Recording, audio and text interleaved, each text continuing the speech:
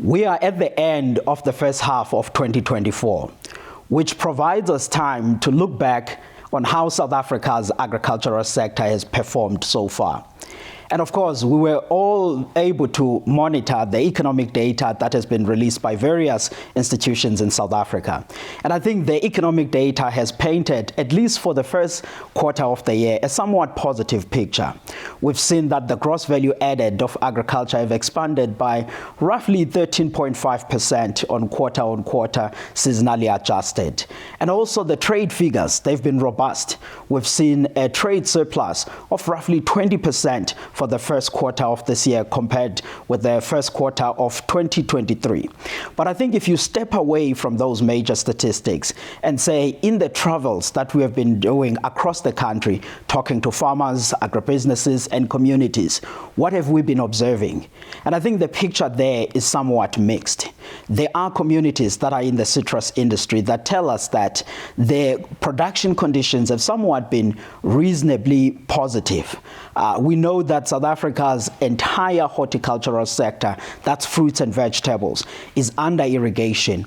And I think that the good rainfall of the past few years, and even at the start of this year, they've improved the dam levels and enabled the farmers to be able to irrigate and receive a decent yield. That has propelled the output in the horticultural industry. And in part, it is what has contributed to that robust output or gross value added of agriculture, the 13.5% in the first quarter of this year.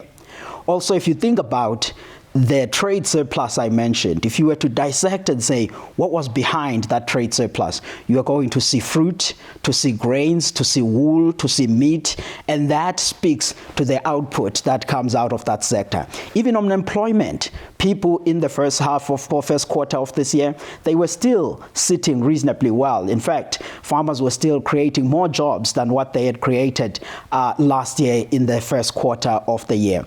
But I think if you were to step back then and say, you've talked about the drought at Agbiz. Where is the impact of this? You begin to see this when you talk to communities and the farmers in various value chain, because those colleagues that are in the grains and the oilseeds, they're the one that have had to bear the brunt of that midsummer drought. I mean, the numbers speak for themselves, because so far, if you look at the overall summer grains and the oilseeds production in South Africa, it is down roughly about 20% compared to what we had produced in the previous season. That to me tells a story of a mixed fortunes of the agricultural economy in the first half of 2024 in South Africa. So we are ending that chain now, and I think that when people look into the South African agricultural economy, at least from around about towards the end of this year, you will see that there will also be a lag. The first few quarters, first quarter, and even the second quarter of the year may continue to register somewhat robust figures. And that second quarter performance, it will be the tail end effects or benefit of what we have seen in all of these other industries in the first quarter and spilling into the second quarter. But this story of the drought is likely to show more intensely when you're thinking about the third quarter results, because that drought is when then the summer grains and the oilseeds are harvested and they are factored into those third quarter figures. And I think we may see a muted performance both on trade, on just general economic benefit of the sector. But that is all the story of the first half of the year. We have then to ask a question to say, from here, where are we going? And I think right now on the ground, the sentiment and the mood and the action is beginning to change.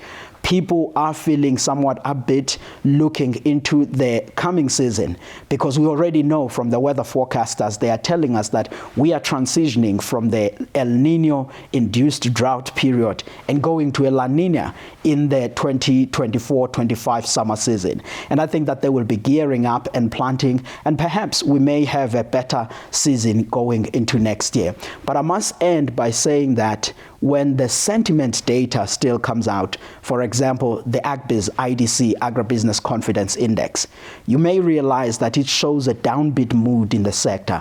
Much of the issue there is not so much of this mixed fortunes amongst various agricultural value chains in the sector, but rather factoring the politics of the day as well as that story of the drought, and that you will see that leading to muted sentiment in the sector. But when you talk to people, people one-on-one, I do think that they are optimistic and looking forward to the next season so that they can increase their production and continue with their activities. And yes, those that are in the grain industry and the oilseeds production, they will continue to feel the impact financially of this midsummer drought that we are in. But really a mixed view of the sector in the first half of 2024.